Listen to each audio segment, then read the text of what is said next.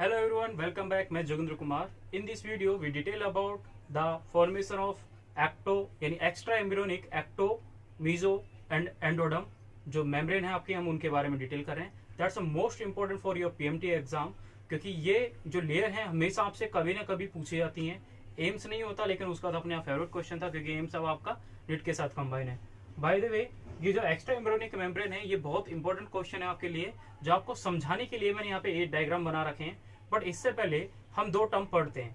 एक टर्म पढ़ते हैं एपिबोली और एक टर्म पढ़ते हैं इम्बोली. मैं वर्ड को लिख रहा हूँ क्योंकि स्पेस कम है, बट फिर भी यहाँ पे समझाने के लिए मैं वर्ड को लिख रहा हूँ. That is first is called, मैंने बोला एपिबोली. एपिबोली. तो एपिबोली का मतलब क्या होता है कि जो एक्टोडर्म का फॉर्मेशन हो, जिसमें किसका फॉर्मेशन हो, एक्टोडर्म का फॉर्मेशन हो, उसको बोलते हैं एपिबोली. और एक और होता है इम्बोली. इम्बोली एम से याद रखें कि आपका किसका फॉर्मेशन होता है, मीजोडम का फॉर्मेशन होता है, और एंडोडम का फॉर्मेशन होता है वो किससे होता है, इम्बोली से. तो ज्यादातर जो हमारी बॉडी के अंदर होता है, पहले क्या होगा, एपिबोली होगा यानी एक्टोडम का फॉर्मेशन होगा. उसके बाद फिर किसका फॉर्मेशन होगा, मीजोडम और एंडोडम का फॉर्मेशन होगा. तो इसको बोलते हैं एक्टोडम का फॉर्मेशन और इसको बोलते हैं मीजोडम और एंडोडम का फॉर्मेशन. इसलिए सबसे पहले ऑर्गेनिज्म में पाया जाता है एपिबोली, उसके बाद क्या होती है, इम्बोली होती है. बट कुछ एक्सेप्शन भी हैं, जैसे हम बोलते हैं ब्लास्टोसिस्ट का जब फॉर्मेशन होता है, या फिर डिस्को ब्लास्टुला बात करते हैं, या फिर पेरीब्लास्टुला. ये 3 एग्जांपल हैं सिर्फ ब्लास्टुला के. वहां पे क्या होता है, वहां पे इम्बोली पहले होती है यानी मीजोडम और एंडोडम का फॉर्मेशन पहले होता है, और बाद में एक्टोडम का फॉर्मेशन होता है. तो वो हम एक्सेप्शन में बात करते हैं. तो एक्सेप्शन में आता है आपका ब्लास्टोसिस्ट और डिस्कोब्लास्टुला और पेरीब्लास्टुला. ये 3 एग्जांपल हैं जिनमें इम्बोली पहले होती है और एपिबोली बाद में होती है. तो ये हम एक्स्ट्रा एम्ब्रियोनिक का ही टॉपिक है जिसके बारे में डिटेल कर रहे हैं. बट इसमें हम डायग्राम को, एक एक डायग्राम को सीक्वेंसली समझते हैं, जो आपके लिए बहुत इंपॉर्टेंट है और आपको समझना भी चाहिए. हम पहले डायग्राम की बात करते हैं. This diagram is called blastocyst. Blastocyst में जो सेल दे रखी है आपको, that is called inner cell mass. Inner cell mass that is called stem cell, that is called embryonic knob.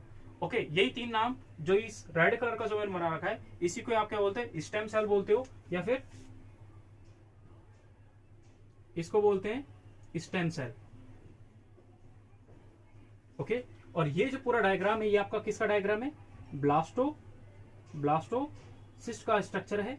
इस ब्लास्टोसिस्ट के स्ट्रक्चर में आपने पढ़ा कि जो अंदर होता है उसको बोलते हैं आप इनर सेल मास, और जो आउटर साइड प्रेजेंट होता है इसको आपने क्या बोलते हो, इसको आप क्या बोलते हो, ट्रोफोब्लास्ट. ये 2 स्ट्रक्चर पढ़े थे आपने. तो आपने यहाँ पे ब्लास्टोसिस्ट के स्ट्रक्चर के बारे में तो आपने पहले से ऑलरेडी लास्ट वीडियो में देखा होगा कि स्टेम सेल और ट्रोफोब्लास्ट लेयर 2 प्रेजेंट होती है. हम उनके बारे में उसकी डिटेल करते हैं. बट सेकंड जो डायग्राम आपको यहाँ दे रखा है, इस सेकंड डायग्राम को, इसको मिटा देते हैं, थोड़ा स्पेस कम है. मैं सेकंड डायग्राम की बात कर रहा हूँ. ये जो सेकंड डायग्राम आपको बना रखा है, इस सेकंड डायग्राम में आप क्या देख रहे हैं कि जो इसकी ये जो स्टेम सेल होती है, जो इसकी ये इनर सेल मास होता है, ये प्रोलिफरेट कर जाती है, 2 सेल का फॉर्मेशन करती है. एक आउटर साइड एक सेल बनाती है, ये वाली. इस सेल को बोलते हैं हम, इस सेल को एपीब्लास्ट. और उसके नीचे ग्रीन कलर का जो मैंने एक और लेयर बना रखी है, that layer is called hypoblast. यानी एक लेयर जो होती है वो होती है आपकी एपीब्लास्ट, और दूसरी लेयर जो होती है वो, उसको क्या बोलते हैं, हाइपोब्लास्ट. मैं एक काम करता हूं, मैं फर्स्ट स्ट्रक्चर को आपके लिए मिटा देता हूं, थोड़ा और अच्छे से इनको एक्सप्लेन कर सकूं. तो फिलहाल मैं इसको मिटा रहा हूं. तो आप इस चीज को याद रखें कि जो ऊपर की साइड की जो ग्रीन लेयर बनाई है उसको क्या बोला गया, और जो सेकंड लेयर को बोला गया उसको क्या बोला गया. ये जो स्ट्रक्चर आपके पास बना है सेकंड स्ट्रक्चर में, that is called epiblast. Epiblast वो स्ट्रक्चर होता है जो ऊपर बनता है. एपी मतलब ऊपर, ब्लास्ट मतलब कोई सेल. तो ये जो नीचे वाली लेयर बनी, इसको क्या कहेंगे, इसको बोलते हैं हाइपोब्लास्ट, यानी जो नीचे बनी है, हाइपोब्लास्ट. तो स्टेम सेल मास 2 सेल में कन्वर्ट हो गई, एक तो एपीब्लास्ट और दूसरी हाइपोब्लास्ट. अब हम एपीब्लास्ट की बात करते हैं, तो एपीब्लास्ट जो होती है वो होती है कॉलमनार इन शेप, कॉलम जो होते हैं उस शेप में होती है. तो एपीब्लास्ट का एक कैरेक्टर यहाँ पे लिख रहा हूं कि ये कॉलमनार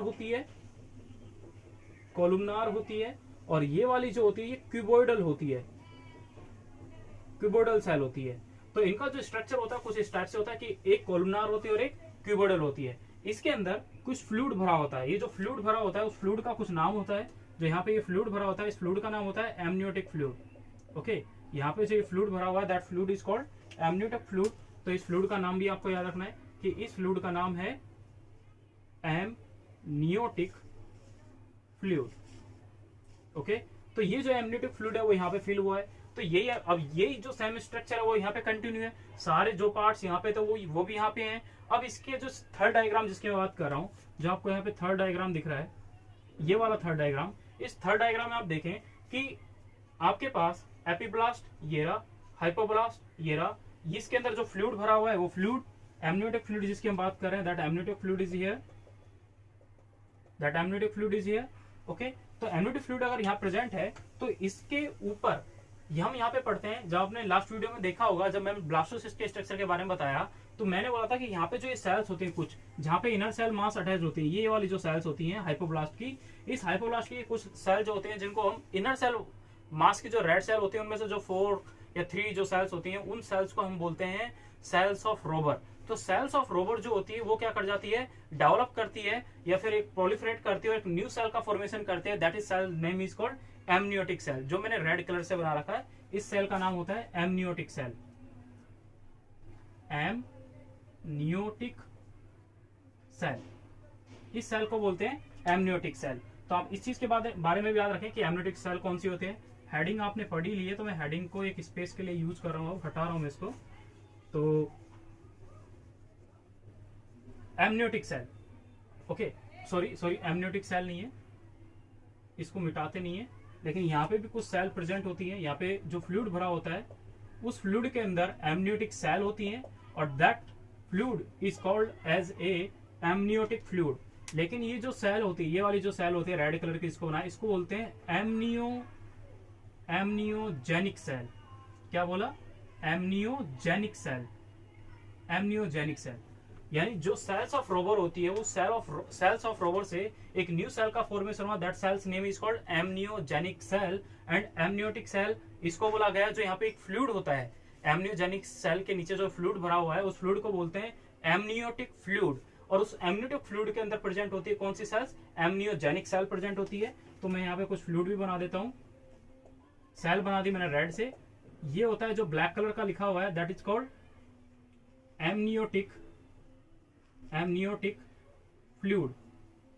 एक एमनियोटिक फ्लूइड प्रेजेंट है, एमनियोटिक सेल प्रेजेंट होती है उस फ्लूइड के अंदर, और जो सेल्स ऑफ रोबर ने जो न्यू सेल का फॉर्मेशन करा that cell name is called amniogenic cell. ये चीज आपको याद रखनी है।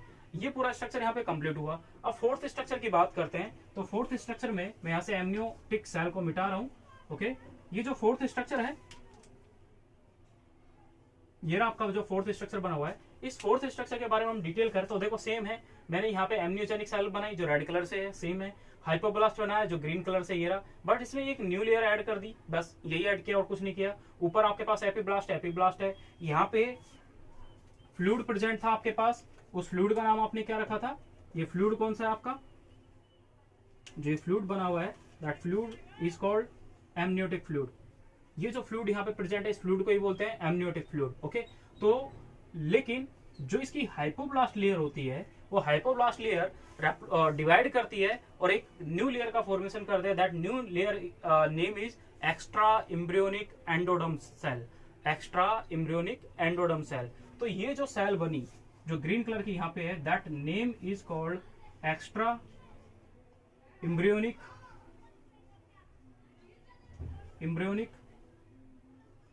एंडोडर्म। तो आप याद रखें कि एक्स्ट्रा एम्ब्रियोनिक एंडोडर्म का फॉर्मेशन कौन सी सेल ने किया, हाइपोब्लास्ट सेल ने।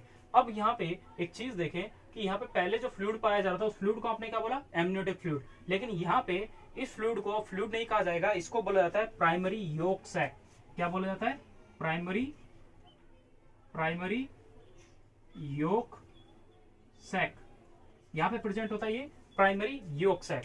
अब देखो सारी चीज सेम है, यहाँ पे जो फ्लूइड प्रेजेंट होगा, यहाँ पे जो फ्लूइड और सेल्स प्रेजेंट होगी, ये कुछ फ्लूइड प्रेजेंट है। Okay, that fluid is name is called amniotic fluid. और ऊपर जो प्रेजेंट है और कुछ एमनियोटिक सेल भी पाई जाती हैं इसी के अंदर, और जो ऊपर रेड कलर की लेयर है that is your amniogenic cell, that similar to this. बस यहाँ पे एक चीज क्या होगा, यहाँ पे एक प्राइमरी प्राइमरी योग सैक का फॉर्मेशन हुआ वो कब हुआ, जब एक एक्स्ट्रा एम्ब्रियोनिक एंडोडर्म का फॉर्मेशन हुआ। तो पहली आपने लेयर का फॉर्मेशन पढ़ लिया, that is your first extra embryonic endoderm. लेकिन आप पढ़ते हो कि सबसे पहले एक लेयर का फॉर्मेशन होता है, जिसको आपने तो बोला था कि सबसे पहले एक्टोडर्म बनता है, फिर मीजो और फिर एंडो बनता है। तो सबसे पहले तो जो बनता है वो आपका बनता है एक्टोडर्म, लेकिन आपने तो ये बना दिया। नहीं, मैं आपको फाइनली लास्ट में बताऊंगा कि यहाँ पे जो ये स्ट्रक्चर मैंने बनाया है, ये जो एम्नियोजेनिक सेल होती है, ये एम्नियोजेनिक सेल इस कंबाइन करके जो सेल का फॉर्मेशन करते हैं, that cell name is called extra embryonic ectoderm. Okay, तो यानी ये दोनों सेल जो होते हैं ये कंबाइन करके एक सेल बनाते हैं, that is called extra embryonic ectoderm. वो मैं बाद में बताऊंगा। इसलिए एक्स्ट्रा एम्ब्रियोनिक एक्टोडर्म यहां बन चुका है, अब बन रहा है एक्स्ट्रा एम्ब्रियोनिक एंडोडर्म। तो फर्स्ट क्या बना, एक्टो, फिर एंडो, फिर क्या बनेगा, मीजो। ये 3 सीक्वेंसली चलता है। तो आपने एक्स्ट्रा एम्ब्रियोनिक एंडोडर्म बना लिया। मैं यहाँ पे आपको समझाने के लिए अभी नहीं लिख रहा, क्योंकि फाइनली एंड में उसकी बात करेंगे। और यहाँ पे एक स्ट्रक्चर की बात करें, that is your primary yolk sac. ये एक फ्लूइड है। ओके, प्राइमरी योक सैक एक फ्लूइड है, इसके अंदर कोई ना कोई फ्लूइड पाया जाएगा। अब ये प्राइमरी जो स्ट्रक्चर है ये अब चेंज होता है, कुछ ना कुछ मॉडिफिकेशन होता है। बस मॉडिफिकेशन कुछ नहीं है, बस ये जो एक्स्ट्रा एम्ब्रियोनिक एंडोडर्म है ये क्या करने लगता है, थोड़ा शिफ्ट करने लगता है। इसका जो साइज है वो क्या होने लगता है, रिड्यूस होने लगता है। और जैसे इसका साइज रिड्यूस होने लगता है तो एक्स्ट्रा एम्ब्रियोनिक साइज, इसने अपना साइज रिड्यूस करा। तो पहले ये ट्रोफोब्लास्ट लेयर के टच था, इस लेयर के टच था, लेकिन अभी हल्का सा ऊपर चले गया। तो इसमें एक न्यू नेम इसका दे देते हैं, that name is called secondary yolk sac. अब इसको बोला जाता है सेकेंडरी योक सैक। क्यों, क्योंकि प्राइम जो यहाँ पे एक्स्ट्रा एम्ब्रियोनिक एंडोडर्म है ये क्या होने लग जाती है, रिड्यूस करने लगती है अपनी साइज को, जिस साइज की वजह से इसका एक नया नाम पड़ जाता है, that is called secondary yolk sac. सब सिमिलर है, कोई चेंज नहीं है, वही यहाँ पे वो फ्लूइड प्रेजेंट है और वही अमनियोटिक सेल प्रेजेंट है, बाकी कोई चेंज नहीं है। आप इस चीज को ध्यान रखें। बस यहाँ पे एक सेकेंडरी योक सैक का फॉर्मेशन हो गया। अब होता क्या है, ये जो सबसे आउटर मोस्ट एक लेयर प्रेजेंट आप देख रहे हो यहाँ पे, that layer is called trophoblast. ये जो ट्रोफोब्लास्ट लेयर है, जो आपके ट्रोफोब्लास्ट जो सेल की हम बात कर रहे हैं, ये जो सबसे आउटर मोस्ट है, ये ट्रोफोब्लास्ट जो सेल है ये डिवाइड करती है। अब ये डिवाइड करेगी तो 2 लेयर का फॉर्मेशन करती है। एक लेयर बोलते हैं सिंसियोट्रोफोब्लास्ट, एक सेल का नाम होता है सिंसियोट्रोफोब्लास्ट, और एक सेल का फॉर्मेशन करता है दैट इज कॉल्ड साइटोट्रोफोब्लास्ट। तो 2 सेल का फॉर्मेशन किया। वो कौन कौन सी सेल थी, तो मैं एक्स्ट्रा एम्ब्रियोनिक को भी नहीं मिटा रहा। यहां पे देखें कि जो ये आपका 5th स्ट्रक्चर था, ओके, ये आपका 6th स्ट्रक्चर है, ये आपका 6th स्ट्रक्चर है, इसको याद रखें। 4th बना दिया मैंने, तो ये इसका 6th स्ट्रक्चर है। अब इस स्ट्रक्चर में 2 के बारे में बात कर रहे हैं। ये जो आउटर साइड जो लेयर है, that layer name is called syncytiotrophoblast. यानी जो ट्रोफोब्लास्ट सेल होती है वो 2 पार्ट में डिवाइड करते हैं, एक तो वो जो मल्टी न्यूक्लिएटेड हो और एक वो जो यूनिन्यूक्लिएटेड हो। तो मल्टी न्यूक्लिएटेड के लिए कौन सा वर्ड यूज करते हैं, दैट इज योर सिंसियो। और एक दूसरा जो यूनिन्यूक्लिएटेड होता है उसके लिए आप वर्ड यूज करते हो, दैट इज यूनिन्यूक्लिएटेड। बट ये यूनिन्यूक्लिएटेड यहाँ यूज नहीं कर रहे, यहाँ पे यूज कर रहे हैं इसके लिए साइटोट्रोफोब्लास्ट। तो आपने देखो दो पढ़े कि भाई जो ट्रोफोब्लास्ट होती है वो 2 सेल का फॉर्मेशन करती है, that is first is your syncytiotrophoblast और second is your cytotrophoblast. Syncytiotrophoblast जो होती है ये क्या होती है, मल्टी न्यूक्लिएटेड होती है, मल्टी न्यूक्लिएटेड होगी। और भाई अगर ये मल्टी न्यूक्लिएटेड है तो ये क्या हो जाएगी, यूनिन्यूक्लिएटेड। आप इस चीज का ध्यान रखें, ये यूनिन्यूक्लिएटेड होती है, ये मल्टी न्यूक्लिएटेड होती है। दूसरा मैंने यहाँ पे कुछ गोल गोल से स्ट्रक्चर बनाए हैं। ये जो गोल से स्ट्रक्चर बनते हैं इन स्ट्रक्चर को बोलते हैं लैकुने। इन लैकुने से कुछ इसेंशियल सबस्टांस जो होते हैं उनका आर पार जाना लगा रहता है, कि कुछ सबस्टांस जो होंगे वो सेल के अंदर जाने होंगे, कुछ सबस्टांस सेल के बाहर आ रहे होते हैं, इसलिए इसमें लैकुने प्रेजेंट होते हैं। बट साइटोट्रोफोब्लास्ट में लैकुने अब्सेंट होते हैं। ये इनर सेल होती है, साइटोट्रोफोब्लास्ट जो होती है वो इनर साइड प्रेजेंट होती है, और जो सिंसियोट्रोफोब्लास्ट होती है वो कहां प्रेजेंट होती है, आउटर साइड होती है। नाउ अब हम बात करते हैं इस अनोदर सेल की, कि यहाँ पे होता क्या है कि जो इसकी हाइपोब्लास्ट लेयर होती है, कौन सी लेयर, ये हाइपोब्लास्ट की जो ये लेयर है, ये फिर से डिवाइड करना शुरू करती है, हाइपोब्लास्ट की लेयर जो होती है ये वाली, यहाँ से डिवाइड करती है और एक न्यू सेल का फॉर्मेशन करती है।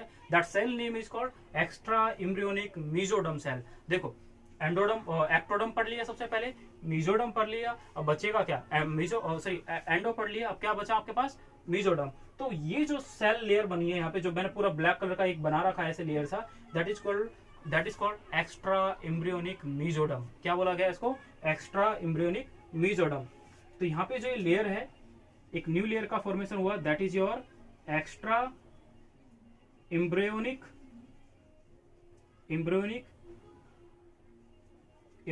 मेसोडर्म। तो आप ध्यान रखें, यहाँ पे आपने 3 लेयर के बारे में पढ़ना था। तो मेसोडर्म फॉर्मेशन हुआ, ये जो स्ट्रक्चर बन रहा है, ये जो स्ट्रक्चर बन रहा है, दोनों को कंबाइन करने के बाद इसी को क्या बोला गया है, extra embryonic ectoderm, extra embryonic mesoderm, extra embryonic endoderm, extra embryonic mesoderm. ये 3 लेयर का बना। अब यही जो एक्स्ट्रा एम्ब्रियोनिक मेसोडर्म होती है, ये फिर डिवाइड करते हैं 2 पार्ट में। देखो सेम है, पूरा का स्ट्रक्चर सेम है। ये आउटर साइड इसके भी प्रेजेंट होता है, मैंने बनाया नहीं है, आप ऐसे याद रखें कि इसके भी आउटर साइड प्रेजेंट होता है। स्पेस कम है इसलिए मैंने बनाया नहीं है, आप थोड़ा ध्यान रखें, क्योंकि यहाँ पे स्पेस भी आपको कम दिख रहा है। इस वजह से मैंने आउटर साइड जो सिंसियर ट्रोफोब्लास्ट है वो इसमें भी प्रेजेंट होगा, इसमें प्रेजेंट होगा, लेकिन स्पेस कम होने की वजह से मैंने नहीं बनाया। बट यहाँ पे देखें, अब एक्स्ट्रा एम्ब्रियोनिक मेसोडर्म जो होती है, ये सेल क्या करने लग जाती है, डिवाइड करती है।